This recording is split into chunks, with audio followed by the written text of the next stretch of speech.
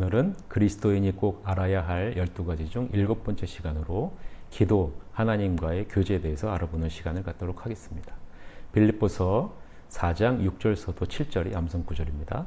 아무것도 염려하지 말고 다만 모든 일에 기도와 간구로 너희 구할 것을 감사함으로 하나님께 아뢰라. 그리하면 모든 지각에 뛰어난 하나님의 평강이 그리스도 예수 안에서 너희 마음과 생각을 지키시리라.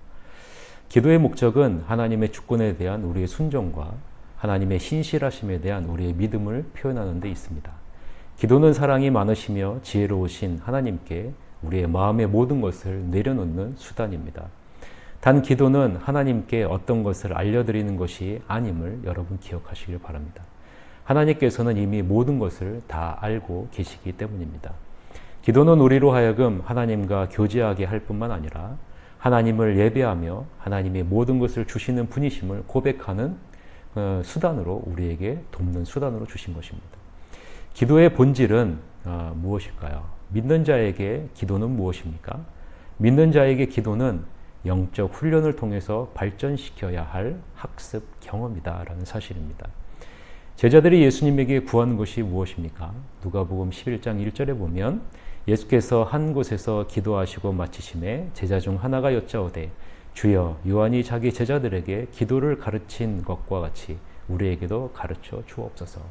제자들은 예수님에게 기도를 가르쳐 달라라고 말합니다. 로마서 8장 26절에 보면 다음과 같이 말하죠.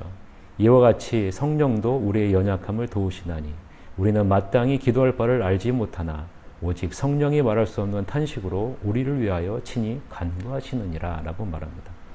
여러분이 기도할 때 누가 여러분을 돕는다라고 로마서 8장 26절에 말하고 있습니까? 성령 하나님이 도우신다고 말씀하시죠. 이 말씀에 의하면 여러분이 어떻게 기도해야 할지 모를 때 어떻게 해야 한다라고 얘기합니까? 성령님께 간구하라 라고 말합니다. 도움을 요청하라는 것이죠. 기도는 하나님과 교제하는 것입니다. 하나님께서는 여러분의 개인적인 일까지도 관심을 기울이고 계신다라는 사실입니다. 하나님에 관해 시편 34편 15절에서는 다음과 같이 기록하고 있습니다. 여호와의 눈은 의인을 향하시고 그의 귀는 그들의 부르짖음에 기울이시는도다 라고 말합니다. 여호와의 눈은 의인에게 향해 있고요. 여호와의 귀는 하나님의 자녀의 부르짖음에 향해 있다라고 분명하게 말하고 있는 겁니다. 우리의 모든 일상생활도 하나님이 관심을 갖고 보고 계신다라는 말입니다. 다윗은 기도할 때 하나님께 무엇을 아뢰었습니까? 그래서요 다윗은요 내 원통함을 그 앞에 토로했어요. 그리고 내 우환을 그 앞에 진술했습니다. 우리는 어떻게 하나님께 나아갈 수 있을까요? 히브리서 4장 16절에 보면 그러므로 우리는 긍휼하심을 받고 때를 따라 돕는 은혜를 얻기 위하여 은혜의 보좌 앞에 담대히 나아갈지니라 라고 말씀합니다. 어떻게요? 우리는 긍휼하심을 받고 때를 따라 돕는 은혜를 얻기 위해 담대하게 나아가야 된다라고 말하고 있는 겁니다. 우리가 하나님께 나아갈 때 주의할 일은 무엇입니까? 전도서 5장 1절에서부터 2절에 보면 너는 하나님의 집에 들어갈 때 내 발을 삼갈지어다. 가까이 하여 말씀을 듣는 것이 우매한 자들이 제물을 드리는 것보다 나으니 그들은 악을 행하면서도 깨닫지 못함이니라. 너는 하나님 앞에서 함부로 입을 열지 말며 급한 마음으로 말을 내지 말라. 하나님은 하늘에 계시고 너는 땅에 있음이니라. 그런즉 마땅히 말을 적게 할 것이라 라고 말합니다. 발을 삼갈지어다 라는 말은 무슨 말입니까? 내 행동을 신중하게 하라 라는 그런 말입니다. 그리고 내 마음을 급하게 하지 말라라는 거예요. 그리고 너무 쉽사리 말을 하지 말라라는 거예요. 생각에 생각을 거듭하여 말을 하는 것. 이러한 자세로 하나님께 나오라라고 말합니다. 함부로 입을 열지 말라는 거죠. 베드로전서 5장 6절서부터 7절에 성도에게 하나님은 어떤 위안을 제공하십니까? 그러므로 하나님의 능하신 손 아래서 겸손하라. 때가 되면 너희를 높이시리라. 너희 염려를 다 주께 맡기라. 이는 그가 너희를 돌보심이라 라고 말합니다. 하나님은 우리를 겸손하라 말합니다. 그리고 주께 맡기라 말합니다. 그러면 우리를 높여주시겠다고 말씀하시고 우리를 돌보아 주시겠다라고 분명하게 말씀하십니다. 이렇듯 기도는 우리의 상황과 우리의 모습을 변화시킵니다. 그 결과를 항상 우리는 기대하면서 기도해야 된다라는 것이죠. 사도행전 12장 5절에서 교회는 무엇을 위해 기도했습니까? 이에 베드로는 옥에 갇혔고 교회는 그를 위하여 간절히 하나님께 기도하더라. 옥에 갇혀있는 베드로를 위해서 사람이 간절히 기도했다라는 거죠. 그들의 기도에 대해 하나님은 어떻게 응답하셨습니까? 천사들을 보내서 베드로를 안전하게 구해내셨죠. 이런 응답 외에 하나님은 기도하는 사람들에게 무엇을 주십니까? 사도행전 12장 14절에 보면 기쁨을 주신다라고 말합니다. 기도의 응답에 대한 기쁨을 하나님께서 허락해 주십니다. 그래서 야고보서 5장 16절에 보면 의인의 간구는 역사하는 힘이 크니라 라고 말합니다. 여러분 이 구절은 꼭 마음속에 두시길 바랍니다. 의인의 간구는 역사하는 힘이 크다라는 사실을 잊지 마시길 바랍니다. 기도의 실천은 우리가 어떻게 할까요? 하나님이 원하시는 기도는요, 성경 전체를 통해 하나님께서는 성도들이 끈질기게 기도하기를 권하시며 또한 명령하신다라는 사실을 기억하시길 바랍니다. 하나님이 원하시는 기도는 끈질기게 권하는 그런 기도입니다. 끈질기게 하는 기도예요. 그래서 누가복음 18장 1절에 예수님은 제자들에게 항상 기도하고 낙심하지 말라라고 분명하게 말합니다.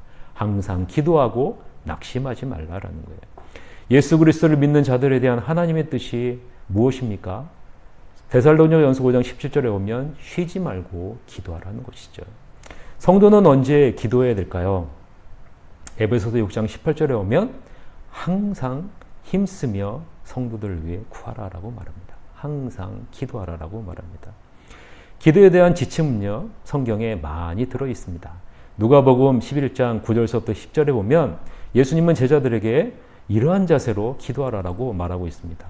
내가 또 너희에게 이르노니 구하라 그러면 너희에게 주실 것이요 찾으라 그러면 찾아낼 것이요 문을 두드리라 그러면 너희에게 열릴 것이니 구하는 이마다 받을 것이요 찾는 이는 찾아낼 것이요 두드리는 이에게는 열릴 것이니라 라고 말합니다.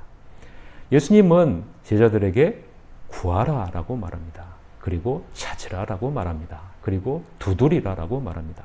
그러면 받을 것이고 찾아낼 것이고 열릴 것이라 라고 말합니다. 이것이 바로 제자들에게 요구하시는 자세라라는 거예요. 우리는 예수님의 본을 살핌으로써 쉬지 않고 기도하는 삶을 이해할 수 있습니다. 예수님이 바로 그렇게 사셨기 때문이죠. 예수님은 하나님 아버지와 끊임없이 교제하면서 살아셨습니다. 성경을 보면 기도하기 위해 이른 아침에 일어나셨을 뿐만 아니라 밤을 지새우기도 하셨습니다. 이처럼 하나님과 예수님 사이에는 심도 없고 끝도 없는 교제가 지속적으로 이루어졌습니다. 히브리서는 예수님께서 심한 통곡과 눈물로 간구와 소원을 올렸다라고 말하고 있습니다.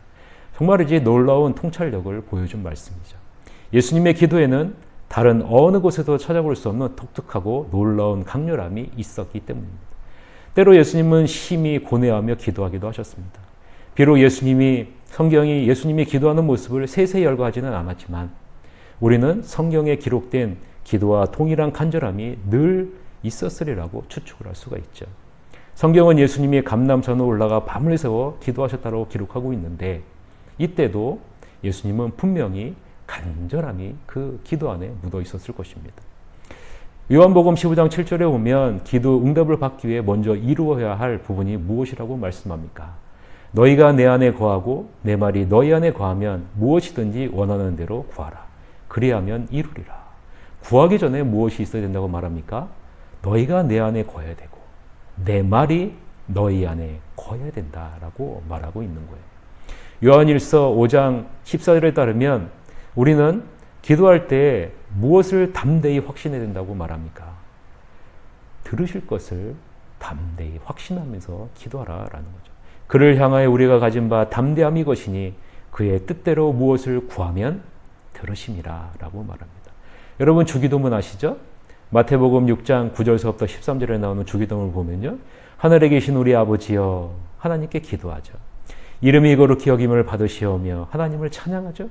나라가 임하시오며 뜻이 하늘에서 이루어진 것 같이 순종해. 우리에게 일용할 양식을 주시옵고 찾죠.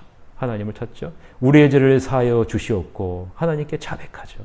우리를 시험에 들게 하지 마시옵고 하나님을 의지합니다. 악에서 구하시옵소서 하나님을 신뢰합니다.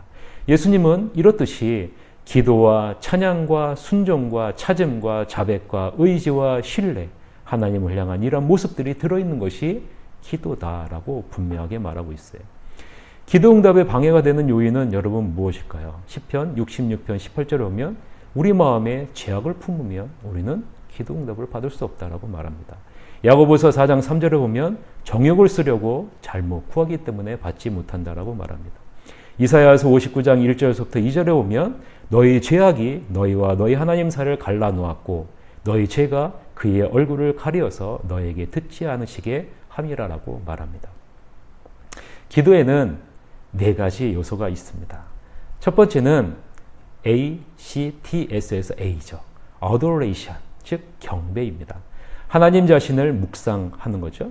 하나님의 속성과 위엄, 그분의 선물인 그리스도를 찬양하는 것이 기도 안에 담겨져 있습니다. 두 번째는 confession, 자백입니다. 내가 범죄했음을 하나님께 시인하는 것입니다. 진실하고 겸손하게 하나님 당신이 모든 것을 알고 계시고 사랑하심을 기억하는 것입니다. 세 번째는 thanksgiving, 감사입니다. 하나님께서 주신 모든 것에 감사하는 것, 비록 그것이 달갑지 않은 것이라도 감사하는 것, 감사는 하나님의 뜻을 알도록 도와주는 것이기 때문에 감사를 하는 것입니다. 네 번째로는 supplication, 간구입니다. 구체적으로 간청하는 거예요. 먼저 다른 사람들을 위해 기도한 다음 자신을 위해 기도하는 것. 이것이 바로 기도의 4가지 요소입니다. 그래서 여러분 경배, 자백, 감사, 간구 이 내용이 우리의 기도 안에 담겨져 있는 것. 이것이 바로 기도에 나타나는 요소입니다. 기도를 위한 노력은 여러분 우리가 어떤 노력을 해야 될까요? 중단하지 않아야 됩니다. 기도는 어떤 경우에도 중단해서는 안 되기 때문에 그렇습니다. 때로는 희생을 감내해서라도 중단해서는 안 됩니다. 예수님이 12제자를 선택하기 전에 얼마나 오래 기도하셨을까요? 누가복음 6장 12절에 보면 밤이 새도록 기도하셨다라고 말합니다. 예수님이 십자가에 앞두고 얼마나 간절히 기도했을까요? 누가복음 22장 44절에 보면 힘쓰고 애써 더욱 간절히 기도하더니 땀방울이 땅에 떨어지는 핏방울과 같이 되었다라고 말합니다. 여러분 우리가 기도할 때 조심해야 될 것이 무엇일까요? 골로새서 4장 2절에 보니까 기도를 계속하고 기도에 감사함으로 깨어있으라라고 말합니다. 때로는 낙심과 불평이 되는 상황도 있어요. 그러나 하나님은 좌절하거나 낙심될 때에도 기도로 하나님께 나아가라라고 분명히 말합니다. 시편 13편 1절 2절에 보면 다윗은 무엇 때문에 낙심해 있습니까? 예수님이 숨어 있는 것처럼 느껴지고 예수님이 자신을 잊은 것과 같이 여겨져요. 원수들이 자신을 치며 자랑하고 있는 상황에서도 예수님이 응답되지 않는 것처럼 보입니다. 그러나 그때에도 이 다윗은 기도했어요. 나를 영원히 잊으시나이까? 어느 때까지 숨기시겠나이까? 내 원수가 나를 치며 자랑하기를 어느 때까지 하리이까? 시편 21편 2절에서 다윗의 불평이 나타나죠? 뭐라고 불평합니까? 내 하나님이여 내가 낮에도 부르짖고 밤에도 잠잠하지 아니하오나 응답하지 아니하시나이다. 다윗은 낙심과 불평의 상황에서도 쉬지 않고 기도하는 것을 우리는 볼 수 있습니다. 하나님의 뜻과 기도는 무엇일까요? 기도는 하나님의 절대 주권 아래에 있는 것이다 라는 것을 인정하는 거예요. 오직 하나님만이 기도에 대한 응답을 결정하신다라는 거죠. 고린도후서 12장 7절에서부터 9절에 이러한 모습이 잘 나오죠. 여러 계시를 받은 것이 지극히 크므로 너무 자만하지 않게 하시려고 내 육체의 가시 곧 사단의 사자를 주셨으니 이는 나를 쳐서 너무 자만하지 않게 하려 하심이라.